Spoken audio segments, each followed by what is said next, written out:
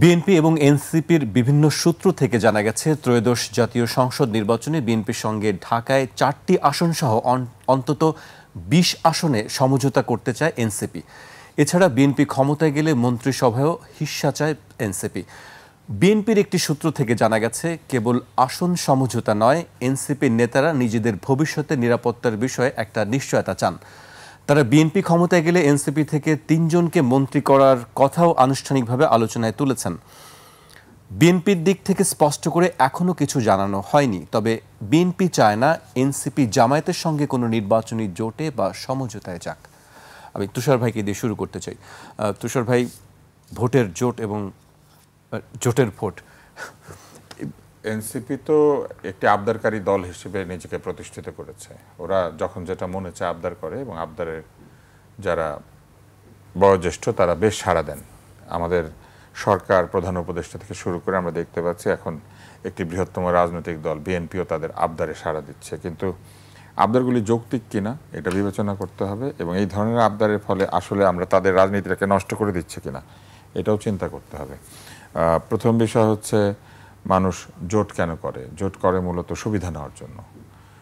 বৃহৎ দলের সঙ্গে ক্ষুদ্র দলগুলি যুক্ত হয়ে তাদের যে বড় ভোট এবং মার্কা, এই দুইটাকেই নিয়ে নেওয়ার চেষ্টা। এর মধ্যে আরেকটি বিষয় আমি জগতে মানে জোট আর সমঝোতার মধ্যে আসলে জোট আর সমঝোতার মধ্যে কোনো পার্থক্য নাই। জোট মানেই সমঝোতা, কেননা দলগুলি তো আর নিজের নীতি আদর্শ বিসর্জন দিয়ে জোটের মধ্যে ঢুকে না। প্রত্যেকের আলাদা আলাদা জোট থাকে, আলাদা আলাদা ম্যানিফেস্টো থাকে, আলাদা আলাদা তাদের নীতিমালা থাকে।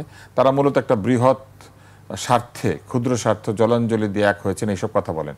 আসলে তারা ক্ষুদ্র স্বার্থে বৃহৎ স্বার্থ জলাঞ্জলি দেন। দলের নীতিমালা এবং আদর্শ হচ্ছে বৃহৎ স্বার্থ। ওই নীতিমালা এবং আদর্শ দিয়ে দল তৈরি হয়েছে। দলের কর্মীরা এটার জন্য পরিশ্রম করেছে, যারা তাদেরকে চাঁদা দেন তারা চাঁদা দিয়েছেন। সেই নীতিমালা এবং আদর্শকে বাদ দিয়ে তারা কেবলমাত্র আসন পাওয়ার জন্য, ভোট ভাগাভাগি করার জন্য, মার্কা ভাগাভাগি করার জন্য তারা এই সমঝোতা বলেন আর জোট বলেন এটা করেন। এছাড়া তার কোনো কারণ নাই। কেননা নিজেরা যদি জিততেই পারতেন তাহলে কি জোটে আসতেন? দুইটা বৃহৎ বৃহৎ দলের মধ্যে আপনারা কখনো জোট হতে দেখেছেন? না। সবসময় একটা বৃহৎ দলের সঙ্গে কিছু ক্ষুদ্র দল, আন্ডা বাচ্চা, তারা এসে দল করে, জোট করে। এবং জোট করে তারা কি করে? তারা দর কষাকষি করে। আমাদের দলে আছেন বর্ষিয়ান রাজনৈতিক নেতা কলিমুদ্দিন শরাফি বা হাসানুদ্দিন আরাবি বলে এসে তারা ওখান থেকে ভোট নেয় একটা, এবং ভোট নেয় প্রথমে, তারপরে আসন নেয়, তারপর আসন পাওয়ার পরে গিয়া বলে আমাদের এই জোটকে টিকিয়ে রাখতে হলে একজন মন্ত্রী দিতেই হবে, তখন মন্ত্রী নেয়। এখন দেখেন যে দল জীবনে ইলেকশনে দাঁড়ায় নাই, আমি অবশ্য যে নামগুলি ব্যবহার করেছি এগুলা কারো নাম না, এগুলা হচ্ছে কারোর সাথে মিলে গেলে এটাতে কারো কিছু মনে করার না, এটা কাল্পনিক। তো ধরেন এই যে তারা বলছে যে তারা 20টা আসন চায়, মানে সংবাদে এসেছে, আমরা জানি না সত্য কিনা, কেননা আমরা সংবাদে এটাও দেখেছি যে তারা 300 আসনে প্রার্থী দেবেন, এটাও বলেছেন। ফলে কোন কথা সত্য, কোন কথা অর্ধসত্য আর কোনটা মিথ্যা এটা বোঝার কোনো উপায় নেই। কিন্তু ধরে নিলাম আমরা এটা সত্য রিপোর্ট, যদি তাই হয় 20টি আসন তারা চেয়েছেন, কিসের ভিত্তিতে? তারা কি এককভাবে নির্বাচন করলে 2টা আসন জিতবেন? তারা কি নিশ্চিত? তাহলে সেটা তাদেরকে দেখানো উচিত প্রথমে, যে আমরা এককভাবে নির্বাচিত হওয়ার সক্ষমতা রাখি। তাহলেই কেবল তারা দর কষাকষিতে যেতে পারেন। যে দলের এককভাবে নির্বাচিত হওয়ার কোনো ইতিহাস নেই, যে দল এককভাবে নির্বাচিত হতে পারবে কিনা সেটা নিয়ে সন্দেহ আছে, যারা কিনা ছাত্র সংসদ নির্বাচনে নিজেদের সমর্থিত লোকজনকে দেওয়ার পরে তারা সর্বনিম্ন ফলাফল পেয়েছে, জামানত থাকলে বাজেয়াপ্ত হতো, সেই দল এসে বলছে যে তরুণরাই আমাদের শক্তি, তাদের ভোট আমরা পাবো। তাদের ভোট পেলে আপনারা ছাত্র সংসদ নির্বাচনে এত কম ভোট পেলেন কেন? এটা কিন্তু কোনো উত্তর নাই। এখন তাদের সঙ্গে যদি 20টি আসনের ভাগাভাগি এবং মন্ত্রী তারা চান, তাহলে আমি বলবো এটা জাতীয়তাবাদী দল বসে সিদ্ধান্ত নিতে পারেন। আমি মনে করি যে এই ধরনের আলোচনা যদি তারা নিজেদেরকে যুক্ত করেন, আমি মনে করি এটা তাদের একটি বিশাল রাজনৈতিক ভ্রান্তি। কেননা জাতীয়তাবাদী দল যদি এইভাবে, যাদের জেতার কথা না, যারা ভোটে জিতবেন না, যাদের অনেকের জামানত বাজেয়াপ্ত হওয়ার আশঙ্কা আছে, তাদেরকে শুধু জিতিয়ে এনে একটা সংসদ, যে অনেক লোকজন আছে, এটা চিন্তা করেন, তাহলে কিন্তু এই সংসদের সঙ্গে আগের সংসদের কোনো পার্থক্য থাকে না। আগের সংসদে এরকম যাদের জেতার কথা না তাদেরকে আওয়ামী লীগ জিতিয়ে আনতে হবে, এনে একটা গণতন্ত্র আছে এরকম ধারণা দেওয়ার চেষ্টা করতো। এটা একদম ভুল হবে। তারা যদি কাউকে জেতাতেই চান তাহলে মেধার ভিত্তিতে জেতানো উচিত। খুবই মেধাবী লোক, মনে করেন অসাধারণ মেধাবী রাজনীতিবিদ, দল নাই অথবা দল আছে কিন্তু অতি ক্ষুদ্র দল, এই ধরনের মানুষদেরকে যদি সংসদে আনা হয় তাহলে এই সংসদ অনেক কার্যকর হবে। কিন্তু যদি এইরকম দাবি দেওয়ার ভিত্তিতে, আবদারের ভিত্তিতে, যাদের কোনোভাবে জেতার সম্ভাবনা নাই, এমনকি কোনো ধরনের ট্র্যাক রেকর্ড নাই, যাদের সমাজসেবা করেছে, কোথাও পড়িয়েছে, কোনো একটা জায়গাতে গিয়ে স্বেচ্ছাসেবা দিয়েছে, শুধু বায়োডাটা নিক না, যে 20টা আসনে 20 জনকে তারা নমিনেশন দিচ্ছে, তাদের বায়োডাটা নিক, বায়োডাটা নিয়ে দেখুক যে এই স্বল্প সময়ের মধ্যে তারা সামাজিক, সাংস্কৃতিক, রাজনৈতিক কোন সংগঠনে একটু স্বেচ্ছাসেবা দিয়েছে। একজন রাজনীতিবিদের যে বায়োডাটা, সেখানে সবচেয়ে বড় শক্তির জায়গা কোনটা জানেন? স্বেচ্ছাসেবা। পৃথিবীর যে কোনো দেশে ভলান্টারিজম থাকলে দলগুলি তাদেরকে জায়গা দেওয়ার চেষ্টা করে। কেন? কারণ তারা মনে করে যে লোক কিনা নিজের খেয়ে বোনের মোষ তাড়াতে পারে, তাহলে সেই লোক তো আসলে দুর্নীতিতে যাবে না। যে লোক নিজের পয়সা খরচ করে ভালো কাজ করতে পারে, সেই লোক তো ভুল কাজ করবে না। জি, তো এইটা হচ্ছে একটা।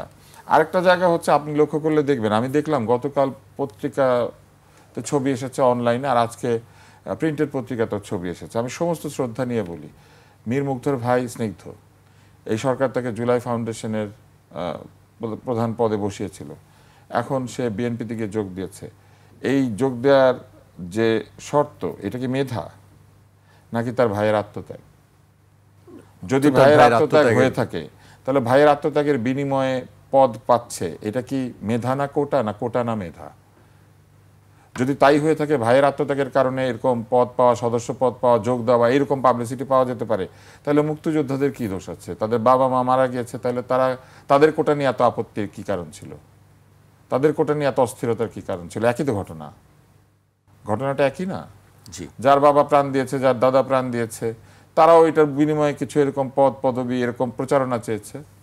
তাহলে এটা অন্যায়? ওইটা যদি অন্যায় হয়ে থাকে, এটা কেন নেয়? আর এটা যদি ন্যায় হয়ে থাকে, ওইটা কেন অন্যায়? মুগ্ধ যেদিন নিহত হয়, সেদিন আমি লিখেছি ফেসবুকে, এবং শুধু লিখি নাই, বিরাট প্রতিবাদ করেছি। যেদিন ফায়াজ নিহত হয়, রেসিডেন্সিয়াল মডেল স্কুলের ছাত্র, সেদিনও আমি প্রতিবাদ করেছি, আমি রাস্তায় দাঁড়িয়ে বক্তৃতা দিয়েছি। এখন মনে করেন আমি গিয়ে বললাম আমি এমপি হইতে চাই। Is this really ethical? If I want to become an MP or he wants to become an MP, he will submit his quality, তাই না? উনি ওনার কোয়ালিটি বলবেন, উনি বলবেন যে উনি তার দীর্ঘ জীবনে উনি মানুষের জন্য কি করেছেন, সাধারণের জন্য কি করেছেন, কেন উনি মনে করেন যে উনি সংসদে যেতে পারবেন। আপনি আমাকে বলেন তো, কেন একজন লোক মনে করছে, এই যে যারা জুলাই বিপ্লবের নেতা, তারা কেন মনে করছে যে তারাই সংসদে যেতে পারবে? শুধু বিপ্লব করেছে সেই জন্য? যারা বিপ্লব করে তাদের সবার সংসদে যাইতে হবে? বা বিপ্লবী দলের নেতা যারা, তাদের সবার সংসদে যেতে হবে? এটা কি ক্ষমতায় যাওয়ার আন্দোলন ছিল, নাকি এটা ছিল সাধারণ তাদের বয়সী ছেলে মেয়েদের জন্য একটি মেধাভিত্তিক সমাজ তৈরি করার প্রক্রিয়া? তারা নিজেদের দলেও কি মেধাভিত্তিতে তাদের জায়গাগুলি দিয়েছে? তাদের দলে তারাই শুধু মেধাবী, যে 15-20 জন নেতা আছেন, আর মেধাবীরা নাই? তারা কি নিজের দলে মেধার ভিত্তিতে নিজের দল সাজিয়েছে? মেধা না কোটা, মেধা না কোটা, না কোটা না মেধা বলা হলো, আমি তো দেখছি সবখানে কোটা আছে। একটা আছে আন্দোলন কোটা, একটা আছে ভাই বোন কোটা, একটা আছে মিছিল মিটিং কোটা, যেখানে আপনি হয়তো কিছুই করেন না, মিছিলের সময় দাঁড়িয়ে গিয়েছেন। আরেকটা আছে ইন্টারনেট কোটা, জীবনে কোনোদিন আন্দোলনই করে না, ইন্টারনেটে বিভিন্ন বিষয় নিয়ে আলোচনা করেছে। আপনার ফোরা উঠলে কি করবেন, তারপরে আপনার যদি মাথা ঘুরায় কি করবেন, অথবা আপনি বেড়াতে গেলে কি করবেন, অথবা আপনি আকাশ থেকে যদি লাফ দেন তাহলে কিভাবে আর লাফ দিয়ে মাটিতে পড়বেন। তো এই ইন্টারনেট কোটা, এই মিছিল কোটা, এই ভাই বোন কোটা, আন্দোলন কোটা, আসল কোটা কোথায়? যোগ্যতার কোটা কোথায়? লেখাপড়ার রেজাল্টটা বলো তো সবাই, কে কততে পেয়েছো, কার জিপিএ কত, কে মাস্টার্স কমপ্লিট করেছো, আর কে গ্রাজুয়েশন, কার রেজাল্ট কি, একটু বলো। অথবা এটা বলো না, তোমরা না বিসিএস দিতে চাইছিলা, qualify. Those who have actually told us যে বিসিএস এ অন্যায় হয়, কোটার ভিত্তিতে রাষ্ট্র এবং সরকার লোকজনকে নিয়োগ দিয়ে মানুষকে অবিচার করে, তারা এখন কি করছেন? তারা চাকরি চান না, তারা ব্যবসা চান না, তারা উদ্যোক্তা হতে চান না। আমাদের প্রধান উপদেষ্টা না বলেছিল যে তারা, উনি বলেন ওনারা যেন উদ্যোক্তা হবেন। একজন লোক তো দেখি উদ্যোক্তা হতে চায় না, সবাই এমপি হতে চায়, সবাই সংসদে যেতে চায়। কেন? সংসদ কি কোনো চাকরি? সংসদ কি কোনো লাভজনক পদ? জীবনে তারা কোনো লাভজনক পদে গেলেনই না, চাকরি করলেন না, ব্যবসা করলেন না, পয়সা কামাই করলেন না, হঠাৎ গাড়িতে চললেন, হঠাৎ তারা নেতা হয়ে উঠলেন। এবং তারপরে তারা হঠাৎ সংসদে চলে যেতে চাইছেন। যান, তারা কোনো অসুবিধা নেই, একা নির্বাচন করুক, প্রমাণ করুক যে মানুষের ভোট তাদের জন্য আছে, দাঁড়াক একা, প্রমাণ করে দিক যে জাতি তাদের সাথে আছে। সেটা তারা করতে চাচ্ছে না। তারা কার সঙ্গে যাচ্ছেন? সেই দলের সাথে যাকে তারা চাঁদাবাজির জন্য অভিযুক্ত করেছেন, যাদেরকে বলেছেন হ্যাঁ ভোটে জন্ম, না ভোটে শেষ হয়ে যাবে, যাদের মৃত্যু ঘন্টা বেজে গেছে, কাবিননামা সই করেছে, বুড়িগঙ্গার পানি দিয়ে তাদেরকে কাবিননামা সই করেছে, বুড়িগঙ্গাতে নিয়ে ধোয়াবে, জমজম দিয়ে ধোয়ানোর চেষ্টা করেছিল। তাদের সাথে আবার কি যে আলোচনা করছে, এটা কিসের আলোচনা? এটা লোভের আলোচনা, লাভের আলোচনা, এটা সিটের আলোচনা, এটা আসনের আলোচনা, এটা মন্ত্রিত্বের আলোচনা। কোথায় লাখ লাখ ছেলে মেয়ের চাকরি, কোথায় লাখ লাখ ছেলে মেয়ের বৈষম্যহীন সমাজের প্রতিষ্ঠা? বরং এই যে অন্য দলের মধ্যে কোটা নিয়ে ঢুকে পড়া এবং অন্য দলের মার্কা ব্যবহার করা অথবা অন্য দলের ভোটার ব্যবহার করে নিজেকে বিজয়ী করার চেষ্টা, এইটাই তো কোটা।